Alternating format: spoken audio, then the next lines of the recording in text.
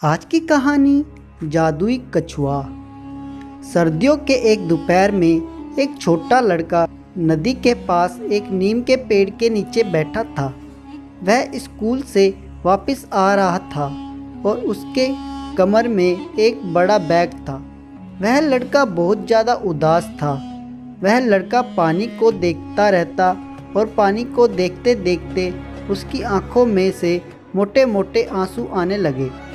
वह वहाँ पे थोड़ी देर बैठा। उसने देखा कि एक कछुआ तैरता हुआ उसके पास आ गया था। वह कछुआ बड़ा नहीं था, इसलिए वह धीरे धीरे तैर रहा था।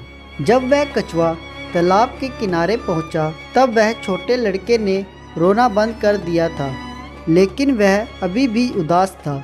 लड़के को पता था कि कछुआ बोल नहीं सकता और ना ही वह मनुष्य के भाव को समझ सकता है, लेकिन फिर भी वह किसी से बात करना चाहता था। और उस समय कछुआ उसके पास अकेला ही जिंदा प्राणी था। हल्की आवाज़ में लड़के ने कहा, कछुआ तुम कैसे हो? आज मेरी अध्यापिका ने मुझे मेरी रिपोर्ट कार्ड दी। मैंने अच्छी पढ़ाई नहीं की, मेरा रिजल्ट बहुत गंदा आया है। मेरी माँ मेरे रिजल्ट को देखकर बहुत दुखी होगी। मैं अपनी माँ से बहुत प्यार करता हूँ और मैं उन्हें उदास नहीं करना चाहता, लेकिन अब मेरा परिणाम देखकर वह उदास हो जाएगी। शायद वह मुझे गुस्सा भी करे। मेरी माँ चाहती है कि मैं स्कूल में अच्छी पढ़ाई करूं। मैं भी चाहता हूं, लेकिन मैं क्या करूं? मेरी परीक्षा के पर्चे बहुत मुश्किल थे। मुझे पता है कि मुझे पहले पढ़ाई करनी चाहिए थी, लेकिन अब मैं क्या करूं? कछुए ने कुछ नहीं कहा। वह बस आराम से लड़के की बात को सुनता रहा। कछुआ लड़के की बात को ऐसे सुनने लगा जैसे वह सब कुछ समझ रहा है। शायद मैं अच्छा कर सकता था। मुझे पता है, शायद डर के मारे मैं अपने नंबर ना बताऊं तो मेरी माँ उदास नहीं होगी। हाँ, मैं यही करूँगा। मैं चुप रहूँगा। लड़का अपनी समस्या का हल सोचकर थोड़ा संतुष्ट हुआ और उसके चेहरे पर थोड़ी हंसी आ गई। वह खड़ा हुआ और घर जाने के लिए तैयार हो गया। तभी उसी किसी की आवाज़ आई, जो तुम कर रहे हो वह करना ठीक नहीं होगा। लड़का रुक गया और देखने लगा कि उससे कौन बात कर रहा है। वहाँ कछुए के अलावा और कोई नहीं था। लड़के ने कछुए की तरफ ध्यान से देखा। कछुआ हंसा और हंसने से उसका चेहरा चमकने लगा।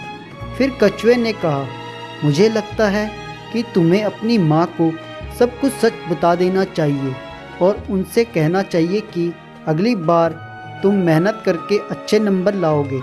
कछुए को बात करता देख लड़का हैरान हो गया। उसे समझ में नहीं आ रहा था कि वह क्या बोले। कछुआ धीरे से लड़के के पास गया और हंसते हुए बोला, मुझे पता है कि तुम अगली बार अच्छा करोगे। वैसे तो कछुए को बोलता देख लड़के को बहुत अजीब लगा। उसे उसकी बातों पर विश्वास था। उसे यकीन हो गया कि कछुआ उसकी मदद ज़रूर करेगा, क्योंकि जब कछुआ मनुष्य की तरह बोल सकता है, सोच सकता है, तो वह बहुत कुछ कर सकता है। लड़का कछुए की बातों के बारे में सोचने लगा। अचानक उसके दिमाग में एक विचार आया। उसने कछुए से पूछा, क्या तुम पढ़ सकते हो? कछुए ने जवाब दिया, नहीं। इसका मतलब यह नहीं कि मैं तुम्हारी पढ़ाई में तुम्हारी मदद नहीं कर सकता। कल स्कूल से वापस आते समय तुम यहाँ तालाब के पास रुकना और मुझे अपनी किताब ज़ोर ज़ोर से पढ़कर सुनाना। अगर तुम्हें कुछ समझ नहीं आएगा तो मैं वह चीज़ तुम्हें समझा दूँगा। उसके बाद तुम अपनी बांसुरी से मेरे लिए धुन बजा देना। मुझे बांसुरी सुनना बहुत पसंद है और तुम बहुत अच्छी बांसुरी बजाते हो। लड़के को फिर हैरानी हुई कि कछुआ कैसे जानता है कि उसे बांसुरी बजानी आती है। कछुए में कुछ ना कुछ जादुई बात थी। कछुए जैसे दोस्त को पाकर अब लड़का उदास नहीं था। उसने कछुए का शुक्रिया किया और उससे वादा किया कि वह अपनी माँ को सब कुछ बता देगा और उन्हें अपनी रिपोर्ट कार्ड भी दिखा देगा और आगे से मेहनत करके अगली बार अच्छे नंबर ज़रूर लाएगा।